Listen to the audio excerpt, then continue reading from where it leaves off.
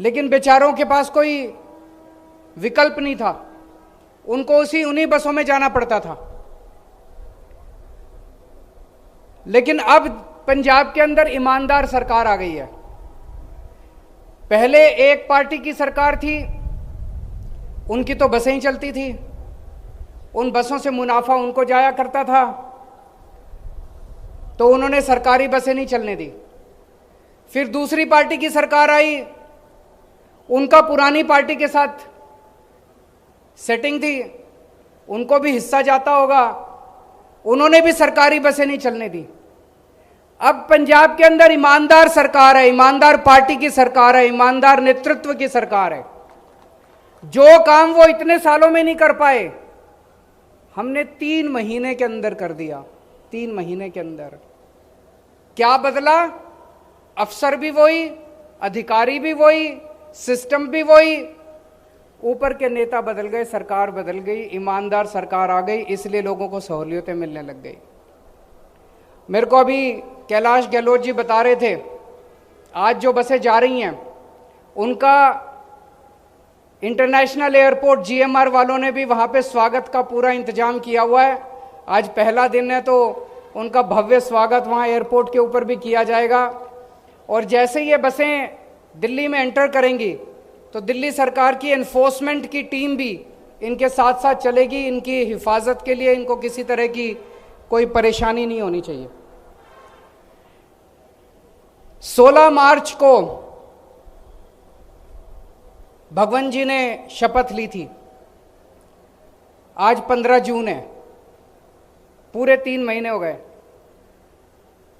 चुनाव के बाद ये मेरा पहला पंजाब का दौरा है, तो मेरी आज इच्छा है कि मैं और कई सारी बातें करना चाहता हूं। इसके लिए तो सभी पंजाब के लोगों को, पंजाबियों को बहुत बहुत बधाई कि आज पंजाब से ये बसें शुरू हो रही हैं। लेकिन पिछले 3 महीने के अंदर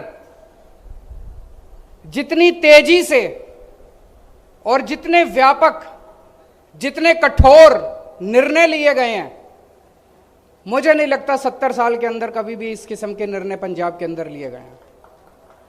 जितना कड़क, जितना ठोस प्रहार, अटैक भ्रष्टाचार के ऊपर हुआ है पंजाब के अंदर पिछले 3 महीने में, उतना शायद पूरे देश के अंदर कहीं नहीं हुआ इस तरह का अटैक भ्रष्टाचार के ऊपर। कई कदम उठाए गए, भ्रष्टाचार की एक्शन टेलीफोन लाइन शुरू की गई, एंटी करप्शन एक्शन लाइन, कि अगर कोई भ्रष्टाचार करे, रिश्वत मांगे, मना मत करना, उसकी फोटो निकाल लेना, उसकी रिकॉर्डिंग कर लेना, हमें भेज देना। मुझे बताया गया है कि नीचे के दफ्तरों के अंदर भ्रष्टाचार बंद हो गया। हो गया कि नहीं हो गया? नीचे के दफ्तरों के अंदर आम आदमी के लेवल पे जो भ्रष्टाचार होता था वो भ्रष्टाचार बंद हो गया। अगर हम बेईमान होते, हमने ये कैसे कर दिया? क्योंकि आज एक कट्टर ईमानदार सरकार है, और ऐसी सरकार है जो कठोर निर्णय लेने से घबराती नहीं है। 2 मिनट के अंदर निर्णय लिए जाते हैं, कठोर से कठोर निर्णय लिए जाते हैं। अगर हम बेईमान होते तो हम क्या करते? नीचे वालों को बोलते हर दफ्तर का हफ्ता बांध देते। ऐसे ही होता था ना पहले, नीचे से तहसीलदार के स्तर पे पैसा चलता है, ऊपर चलते चलते चलते चलते मुख्यमंत्री तक जाया करता था। अब मुख्यमंत्री आपका ईमानदार है, सारे मंत्री ईमानदार है, कोई पैसे लेता नहीं है, कोई बेईमानी करेगा तो जेल जाएगा। तो ऐसे में हमने सारा सिस्टम नीचे ईमानदार कर दिया। दूसरी चीज, आज तक भारत के इतिहास में कभी नहीं हुआ होगा कि कोई सरकार अपने कैबिनेट मंत्री को जेल भेज दे। पहली बार हुआ है। किसी के पास सबूत नहीं था, मीडिया के पास नहीं था, विपक्ष के पास नहीं था, किसी के पास सबूत नहीं था। मान साहब के पास एक रिकॉर्डिंग आई, इन्होंने उसकी इंक्वायरी कराई, पता चला कि एक मंत्री जो है वो गलत काम कर रहा है, आव देखा ना ताव, सीधे पकड़ के उसको जेल के अंदर डाल दिया। भारत के इतिहास के अंदर ऐसा दूसरा कोई, हमें कोई एग्जाम्पल देखने को नहीं मिलता। सारे महकमों में, सारे अफसरशाही में, सारे एमएलए में, मंत्रियों में, सब में मैसेज चला गया, संदेश चला गया कि भैया अगर ये सरकार अपने कैबिनेट मंत्री को जेल भेज सकती है, तो सारे सुधर जाओ, अब भ्रष्टाचार नहीं चलेगा इस सरकार के अंदर। एक और बहुत बड़ी बात हुई, पहले ट्रांसफर पोस्टिंग का माफिया चला करता था। एसपी की ट्रांसफर, एसएसपी की ट्रांसफर, आईजी की ट्रांसफर, डीआईजी की ट्रांसफर, डीएम की ट्रांसफर, बोली लगती थी। अब एक पैसा नहीं चलता, बिना पैसे के ट्रांसफर पोस्टिंग होती है। आप सोच के देखो कि अगर कोई एसपी, कोई एसएसपी, कोई डीआईजी, कोई आईजी, कोई डीएम अगर पैसे देके ड्यूटी पे लगेगा, पोस्टिंग कराएगा, तो वो तो अपराधियों के साथ मिलके उनसे पैसे कमाएगा। उसको तो पैसे भी तो निकालने हैं, पैसे भी तो कमाने हैं। अब कोई पैसा नहीं चलता, एक नया पैसा नहीं चलता। मेरे से कुछ पंजाब के कुछ अधिकारी आए थे मिलने के लिए, बेहद ईमानदार अधिकारी, खुडे नहीं लगा रखा था पिछली सरकारों ने, उनकी आंखों में टप टप आंसू बह रहे थे। बोले जी हमने कभी जिंदगी में नहीं सोचा था कोई सरकार आएगी और हमको कोई फील्ड पोस्टिंग मिलेगी, हमें कोई कभी नहीं सोचा था कि ईमानदार लोगों की कभी इज्जत होगी। बोले पहली बार ऐसी सरकार देख रहे हैं जो बिना पैसे लिए हमारी ट्रांसफर पोस्टिंग कर रही है। और सोचो अगर बिना पैसे लिए पुलिस वालों की और सिविल एडमिनिस्ट्रेशन की ट्रांसफर पोस्टिंग हो रही है, तो वो निडरता के साथ, बिना, उनको भी अब पैसे कमाने की जरूरत नहीं है, वो भी ईमानदारी के साथ काम कर रहे हैं। उनको खुला दे रखा है, पैसे नहीं कमाने, बेईमानी नहीं करनी, जनता की सेवा करनी है। एक और बहुत बड़ी बात, जितने जमीनों पे कब्जे थे पिछले 3 महीने के अंदर मेरे ख्याल से 5,500 एकड़ 5,500 एकड़ जमीनों पे कब्जे छुड़वा दिए। पुरानी सरकार होती तो क्या करती, उनके कब्जे छुड़ा के खुद कब्जे कर लेती कि भाई अब तुम्हारा नंबर गया, अब हमारा नंबर आ गया। हमने ऐसा नहीं किया, सारी सरकारी जमीन थी, सरकार को दे दी। बड़े स्तर के ऊपर कब्जे छुड़ाए गए। मान साहब ने शिक्षा माफिया होता था पहले। कुछ स्कूल ऐसे थे जो अनाप शनाप फीस बढ़ा दिया करते थे, कहते थे किताबें तुमको स्कूल से लेनी है, यूनिफॉर्म तुमको स्कूल से लेनी है। पिछली सरकारें शिक्षा माफिया के साथ मिली हुई थी। आज ट्रांसपोर्ट माफिया का खात्मा हुआ है पंजाब में। 1 अप्रैल को मान साहब ने शिक्षा माफिया का खात्मा किया था पंजाब के अंदर, जब ऑर्डर निकाला था कि इस साल कोई स्कूल नहीं बढ़ाए, कोई प्राइवेट स्कूल फीस नहीं बढ़ाएगा, कोई जबरदस्ती नहीं करेगा कि कहां से किताबें खरीदनी है, कहां से यूनिफॉर्म खरीदनी है। पेरेंट्स का जहां मन करे वहां से किताबें खरीद सकते हैं। हमने कहा था हम रोजगार पैदा करेंगे, बड़े स्तर पे करेंगे, लेकिन उसकी शुरुआत हो गई है। 25,000 नौकरियों के ऊपर भर्ती का काम शुरू हो चुका है। 25,000 और लगभग 26,000 कर्मचारियों को, कच्चे कर्मचारियों को, जो पहले बेचारे पानी की टंकियों पे चढ़े रहते थे, उनको पक्का करने का सिलसिला चालू हो गया है और उनको जल्दी पक्का कर दिया जाएगा। इस बजट सेशन के अंदर कानून लाया जा रहा है, जिस कानून के तहत उन लोगों को पक्का किया जाएगा। पहले जितने एमएलए जीत के आते थे, उन्होंने अपना घर भरने के सिवा, अपनी सोचने के सिवा कुछ नहीं किया, जनता की नहीं सोची। उन्होंने कहा भाई एक एमएलए 5 साल काम कर लेगा तो उसको 1 पेंशन, 10 साल काम कर लेगा तो उसको 2 पेंशन, 15 साल काम कर लेगा तो उसको 3 पेंशन। ये बड़ा अजीब सिस्टम है यार, 3 पेंशन। आम जनता को तो खाने को नहीं है, इनको 3 4 5 पेंशन मिल रही थी। हम चाहते तो इसको, सिस्टम को लागू रखते, क्योंकि एक ना एक टाइम तो आएगा जब हम भी रिटायर होंगे। लेकिन हमारी नीयत साफ थी, हमें अपने लिए काम करने नहीं आए, हम जनता के लिए काम करने के लिए आए हैं।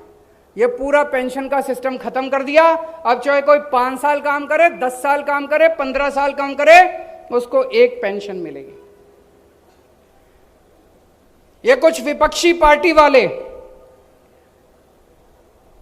पिछले कुछ दिनों से माहौल बनाने की कोशिश कर रहे हैं। पंजाब में कानून व्यवस्था खराब हो गई, पंजाब में कानून व्यवस्था खराब हो गई। मैं उनसे पूछना चाहता हूं, ये जितने गैंगस्टर काम कर रहे हैं पंजाब के अंदर, ये मान साहब लेके आए हैं क्या अपने साथ? ये तो तुमने ही पैदा कर रखे हैं सारे।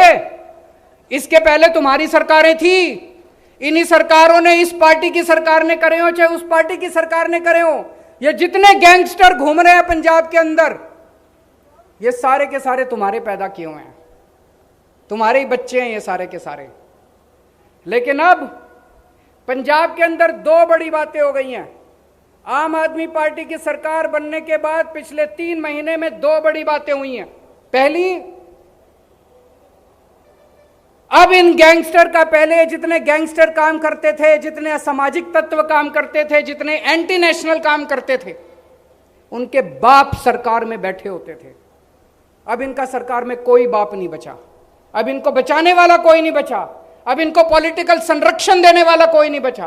पहले इनको सबको पॉलिटिकल संरक्षण दिया जाता था, अब इनको संरक्षण देने वाला कोई नहीं बचा, इनका बाप कोई नहीं बचा सरकार के अंदर। दूसरी बड़ी बात हुई है 3 महीने के अंदर, अब अगर पंजाब के अंदर कोई क्राइम होता है तो उसका दोषी पकड़ा जाता है।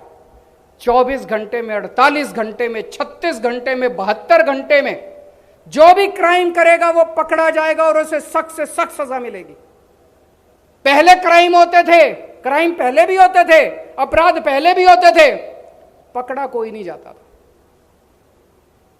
पटियाला के अंदर दंगे हुए, 24 घंटे के अंदर हमारी सरकार ने जो भी दोषी थे उनको पकड़ के जेल में भेज दिया। उसके बाद कबड्डी प्लेयर संदीप संधू, उनकी हत्या कर दी गई। उनकी हत्या करने वाले सारे के सारे जेल के अंदर बैठे हुए। अभी मोहाली बॉम्ब ब्लास्ट हुआ, 3 दिन के अंदर पंजाब सरकार ने दोषियों को पकड़ के जेल में डाल दिया। अभी जो हमारे सिंगर थे सिद्धू मूसेवाला जी, उनकी हत्या की गई। कल हमारी सरकार दिल्ली की तिहाड़ जेल से उस गैंगस्टर को पकड़ के लेके आई है जो अभी तक पंजाब सरकार है उसको पकड़ पाने में नाकामयाब थी। अब पंजाब के अंदर कोई अगर गलत काम करेगा उसको बख्शा नहीं जाएगा, चाहे उसको जहन्नुम से पकड़ के लाना पड़े, उसको सजा दिलवाएंगे। मेरे को याद है 2017 का चुनाव, 2017 में चुनाव के 10 दिन पहले मोगा में बॉम्ब ब्लास्ट हुआ था, मौड़ में बॉम्ब ब्लास्ट हुआ था। आज तक कोई नहीं पकड़ा गया, 5 साल हो गए कोई नहीं पकड़ा गया। पहले जितने अपराध होते थे कोई नहीं पकड़ा जाता था। क्यों नहीं पकड़ा जाता था? पुलिस वाले को फोन आ जाता था, उनका जो बाप बैठा होता था सरकार के अंदर कहता था इसका कुछ नहीं करना। लेकिन अब ये नहीं चलेगा। और मैं आज पंजाब की जनता को भरोसा देना चाहता हूं, किसी को नहीं बख्शेंगे जो गलत काम करेगा। असामाजिक तत्व, गैंगस्टर, एंटी नेशनल जो गलत काम करेगा किसी को नहीं बख्शेंगे। चिंता करने की जरूरत नहीं है। पंजाब के एक एक आदमी को, एक एक व्यक्ति को सुरक्षा देने की जिम्मेदारी हमारी है। हम अपनी जिम्मेदारी पूरी करेंगे। अब इनके पैदा हुए जितने गैंगस्टर हैं उनको पकड़ रहे हैं। मेरे को बताया गया पिछले 3 महीने में 130 से ज्यादा गैंगस्टर पकड़े जा चुके हैं, 130 से ज्यादा। लेकिन जल्दी ऐसा समय आएगा जब गैंगस्टर साफ हो जाएंगे पंजाब से, कोई गैंगस्टर नहीं बचेगा और पंजाब के अंदर अमन चैन होगा। सबकी सुरक्षा की जिम्मेदारी हम लेंगे। जेलों के अंदर वीआईपी कल्चर होता था। जेलों के अंदर बैठ के ये गैंगस्टर अपना गैंग चलाया करते थे। हमारी सरकार ने वहां से सारा इनका जो गैंग चलता था वो बंद कर दिया। उसके बाद इन नेताओं ने अपनी जेलों के अंदर अपने लिए वीआईपी रूम बना रखे थे कि कोई नेता जाएगा, जेल में जाएगा तो उसके लिए अलग से एक वीआईपी सूट होता था। कोई नेता जाएगा तो वहां पे उसके ये सारे सील कर दिए। कोई नेता हो चाहे कोई कैसा भी हो, जैसे बाकी कैदी रहते हैं वैसे उसको रहना पड़ेगा। पहले मोबाइल फोन खूब होते थे, सारे मोबाइल फोन बंद कर दिए जेलों के अंदर से और जेलों के अंदर अनुशासन शुरू कर दिया। किसानों के लिए खूब अनाउंसमेंट हो रहे हैं।